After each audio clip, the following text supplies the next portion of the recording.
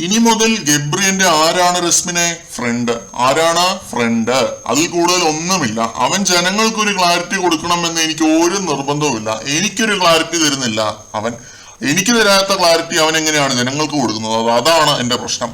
നിങ്ങൾ നോക്കുമ്പോൾ അവൻ ഹാപ്പിയാണ്, ഞാൻ ഹാപ്പി അല്ല. ഞാൻ നോക്കുമ്പോൾ അവൻ സാഡാണ്, അവൻ നോക്കുമ്പോൾ ഞാൻ സാഡാണ്. അങ്ങനെ എന്തൊക്കെയോ ജാസ്മിൻ ആ നെക്സ്റ്റ് റൂമിൽ ഇരുന്ന് റസ്മിനോട് പുലമ്പുന്നുണ്ട്. ഗബ്രിയുമായിട്ടുള്ള ആ ഒരു സംവാദം കഴിഞ്ഞിട്ടാണ്, ആ ഒരു ഫ്രസ്ട്രേഷനിലാണ് ജാസ്മിൻ ഇങ്ങനെയുള്ള ഡയലോഗുകൾ പുലമ്പുന്നത്. ഗബ്രി ദേഷ്യപ്പെട്ട് സംസാരിച്ചതിന്റെ വിഷമത്തിലാണ് ജാസ്മിൻ. ഗബ്രി പറഞ്ഞു അവനെ തളർത്താനുള്ള വെറും ഒരു ആയുധമാണ് ഞാൻ എന്ന ഈ ഒരു സ്റ്റേറ്റ്മെന്റ് ഗബ്രി പറഞ്ഞതാണ് ജാസ്മിനെ തളർത്തിയത് എന്ന് ഈ ഒരു കോൺവെർസേഷനിൽ നിന്ന് വ്യക്തമായിട്ട് നമുക്ക് മനസ്സിലാക്കാൻ സാധിക്കും. ഇതിലിപ്പോ എനിക്ക് തോന്നുന്ന ഒരു കാര്യം, ക്ലാരിറ്റി ഇല്ലാത്തൊരു റിലേഷൻഷിപ്പിനേക്കാളുള്ള എന്തുകൊണ്ടും നല്ലത് ഫ്രണ്ട്ഷിപ്പ് തന്നെയാണ്. നല്ല തീരുമാനം. പക്ഷെ വെറുപ്പിക്കുന്നതിനൊക്കെ ഒരു പരിധി ഇല്ലേടേ. ഞാൻ ജാസ്മിന്റെ കാര്യമല്ല പറയുന്നത്. ജാസ്മിൻ ഓക്കെ അവിടെ നിൽക്കട്ടെ. ഗബ്രി എന്ന നാണം കെട്ടവന്റെ കാര്യമാണ് ഞാൻ പറയുന്നത്.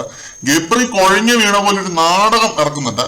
അത് നാച്ചുറൽ ആക്ടിങ് ആണെന്ന് പറയുകയില്ല കേട്ടോ. അമ്മാതിരി ആർട്ടിഫിഷ്യൽ എന്നൊക്കെ പറഞ്ഞാൽ ഇമ്മാതിരി ആർട്ടിഫിഷ്യൽ. മെഡിക്കൽ റൂമിലേക്ക് പോകുന്നുണ്ട് ഗബ്രി. അതും കുഴഞ്ഞു വീണ ആളാണ്, പക്ഷെ പുല്ലുപോലെ നടന്ന് പോകുന്നുണ്ട്. പൊറാട്ട് നാടകമാണെന്ന് മനസ്സിലാക്കി അപ്പൊ തന്നെ ബിഗ് ബോസ് തിരിച്ചും വിടുന്നുണ്ട്.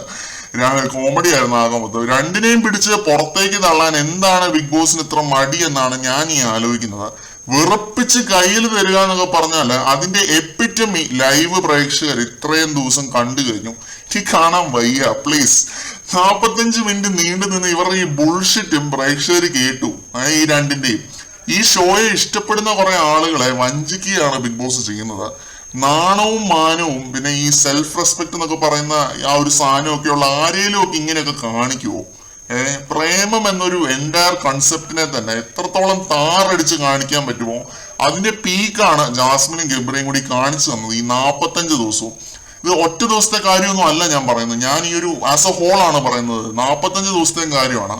ജാസ്മിനോട് എനിക്കൊരു അംശം പോലും സിമ്പതി തോന്നുന്നില്ല. ഗബ്രിയോടും അതെ. അമ്മാതിരി വെറുപ്പിച്ച് കളഞ്ഞ് രണ്ടും കൂടി ഒരു കഴിഞ്ഞ 2-3 മണിക്കൂറായിട്ട്.